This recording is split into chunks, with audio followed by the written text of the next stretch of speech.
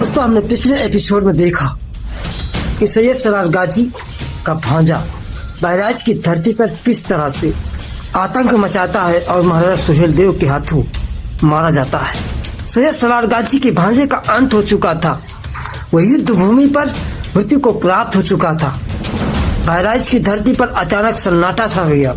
जहाँ कुछ देर पहले तलवारों की गूंज थी, वहाँ अब केवल लाशें पड़ी थी और हवा में लहू की गंध थी।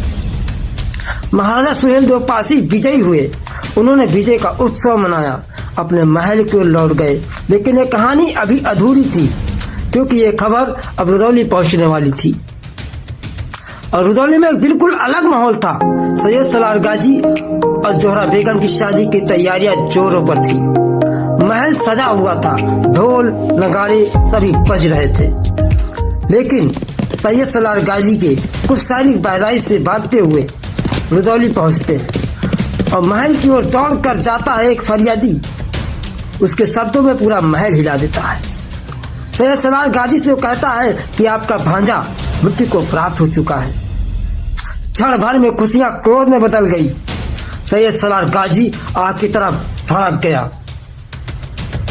अब उसने शपथ ली, मैं बहराइच जाऊंगा, मैं युद्ध करूंगा और मैं लौटूंगा, या तो विजयी बनकर या फिर इतिहास बनकर। अपनी विशाल सेना लेकर सैयद सलार मसूद गाजी बहराइच की ओर बढ़ा। महाराज सुहेलदेव पासी के साथ 21 अधीनस्थ राजा एकत्र हो चुके थे।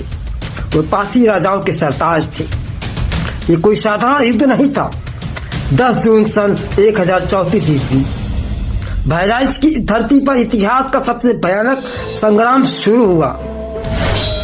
लाखों सैनिक आमने सामने आए, तलवारें चली, पाड़े बरसे, धरती कांप उठी। ये युद्ध घंटों नहीं, पूरा दिन चला। लाशों के ऊपर योद्धा लड़ रहे थे।